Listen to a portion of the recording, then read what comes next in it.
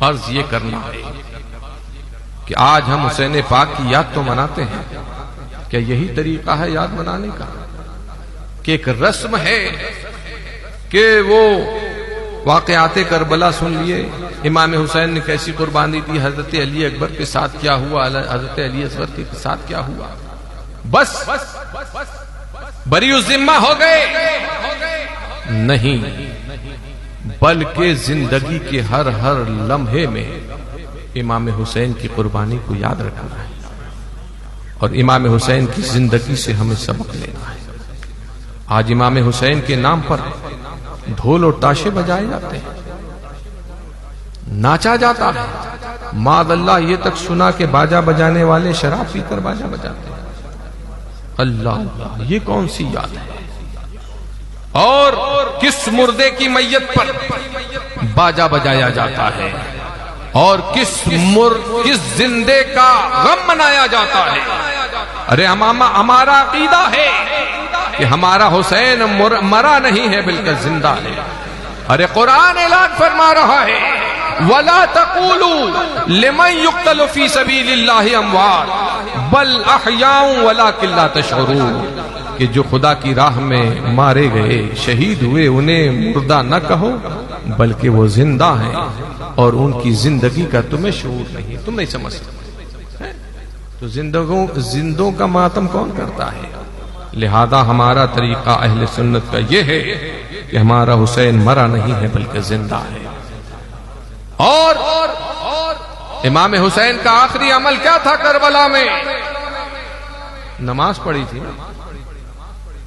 اور سجدے کی حالت میں آپ کی روح پرواز ہوئی تو کسی نے کہا کہ حسین سجدے میں سر جھکا کر گلا جو اپنا کٹا رہے ہیں، نمازیوں کو نماز پڑھنا نماز پڑھ کر سکھا رہے ہیں۔ حسین راز و نیاز میں ہے، حسین کو کچھ خبر ہی نہیں ہے کہ شمر گردن پہ خنجر چلا چکا یا چلا رہا ہے۔ تو نماز سے غافل یہ حسینی کردار ہے؟ ہرگز نہیں۔ امام حسین نے اس عالم میں جہاں بتیجے کی لاش پڑی ہے، جہاں دو شہزادے پڑے ہیں اور نہ جانے کتنے عزیز و اقارب کیسے کیسے پیارے وہ شہید ان کی لاشیں پڑی ہوئی، اس غم کے پہاڑ میں حضرت امام حسین رضی اللہ تعالی عنہ نے نماز پڑھی ہے۔ لہذا حسینی کردار یہ ہے کہ حسین کی یاد میں نمازیں پڑھی جائیں۔ آج ماحول بگڑتا ہی چلا جا رہا ہے۔ پہلے یہ ہوتا تھا کہ محرم شریف آیا تو لوگ 10 دن ٹی وی بند ہو جاتا تھا، ٹی وی نہیں دیکھتے تھے، احترام رمضان، احترام محرم شریف، اس ماہ مبارک کا احترام کرتے، لیکن اب وہ بھی ختم ہو گیا۔ اور نماز جو افضل العبادات، نماز جو شان بندگی، نماز جو موت کی گھڑی میں کام آئے گی، میدان محشر میں، قبر کی منزل میں، اور کسی حال میں معاف نہیں ہے۔ کھانے کو ہو تو بھی نماز ہے، نہ ہو تو کسی حال میں کیسا ہی ہو، تندرست و توانا ہو، تندرستوں کو سوچنا چاہیے، اللہ کا شکر کرنا چاہیے۔ توانائی دی ہے، تندرست و توانا ہے، آنکھوں میں قوت ہے، کانوں میں سماعت کی قوت ہے، ہاتھوں میں طاقت ہے، پیروں میں طاقت ہے، اس وقت اچھے سے وضو کر سکتا ہے، اچھے سے قرآن پاک کی تلاوت کر سکتا ہے، قیام پوری طاقت کے ساتھ قیام ہو سکتا ہے، رکوع و سجود قاعدے سے ہو سکتے ہیں۔ زندگی غفلت میں گزارنے کی نہیں ہے۔ میں عرض یہ کر رہا ہوں کہ نماز وہ فریضہ ہے کہ کسی حال میں معاف نہیں ہے۔ چلنے پھرنے کی طاقت ہے تو بھی نماز ہے، اور اپاہج ہو جائے تو بھی نماز ہے، اٹھ کر بیٹھ نہیں سکتا تو بھی نماز، زبان سے کچھ نہیں پڑھ سکتا تو بھی نماز، اشاروں سے پڑھے۔ کھڑا نہیں، اگر کھڑا نہیں ہو سکتا تو اتنا حکم ہے کہ صرف تکبیر تحریمہ کہنے کے لیے کھڑا ہو سکتا ہے، تو حکم ہے اگر اس نے بیٹھے ہوئے تکبیر تحریمہ کری نماز نہیں ہوگی۔ اور اگر ٹیک لگا کر دیوار سے ٹیک لگا کر کھڑا ہو سکتا ہے تو بیٹھ کر نماز پڑھنا جائز نہیں. سامعین حضرات، یہ پروگرام نورقادری.in کی جانب سے پیش کیا جا رہا ہے. اور بھوکا ہو تو بھی نماز ہے، گھر نہ ہو فٹ پاتھ پر ہو تو بھی نماز ہے، سفر میں ہے تو نماز، حضر میں ہے تو نماز، حالت امن ہے تو نماز، اور حالت جنگ ہے تو نماز. اور حسین پاک کی نماز تمہیں یہی سبق دے رہی ہے. اللہ والوں نے، سچے نمازیوں نے ایسی ہی نمازیں پڑھی ہیں.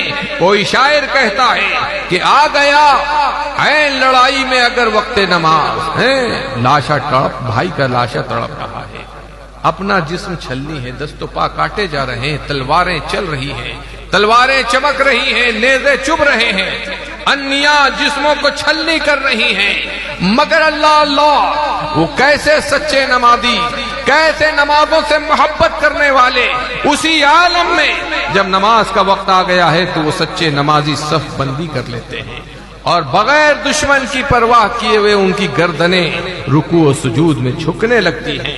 اسی منظر کشی یوں کی ہے کہ آ گیا عین لڑائی میں اگر وقت نماز، قبلہ روح ہو کے زمیں بوس ہوئی قوم حجاز، ایک ہی صف میں کھڑے ہو گئے محمود و ایاز، نہ کوئی بندہ رہا نہ کوئی بندہ نواز.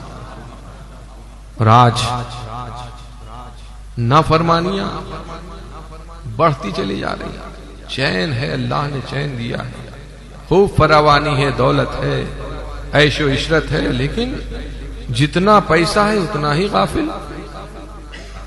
حالانکہ اسے زیادہ شکر کرنا چاہیے. اور جب چھنتا ہے، مار پڑتی ہے، وہ خود فرما رہا ان بطشا ربک لشدید، بے شک تیرے رب کی پکڑ سخت ہے، اور اس کی سخت پکڑ سے کوئی بچانے والا نہیں ہے. لہذا مال دیا ہے اللہ نے، طاقت دی ہے اللہ نے، تو اس پر غرور و گھمنڈ بری چیز ہے. جس نے دیا ہے وہ لے بھی سکتا ہے، پکڑ ہو جائے تو پھر اس کی پکڑ سے کوئی بچانے والا نہیں. آنکھیں دی ہیں اللہ نے، ان آنکھوں کا صحیح استعمال کرو. ٹی وی دیکھنا، گناہ کرنا، ننگے مناظر دیکھنا، اور وہ بھی نماز کے وقت. اذانیں پکاری جا رہی ہیں، حکم یہ ہے کہ جب اذان پکاری جائے تو اسے اس وقت سب کام بند کر دیجیے. قرآن پاک کی تلاوت کر رہا ہے، موقوف کر دیں. حدیث پاک پڑھ رہا ہے، ٹھہر جائے اور الفاظ اذان کو سنے اور اس کو دہراتا جائے. لیکن اللہ کیسی غفلت. آج تو مسئلہ پوچھتے ہی نہیں، دین کو سمجھنے کی ضرورت ہی نہیں ہے.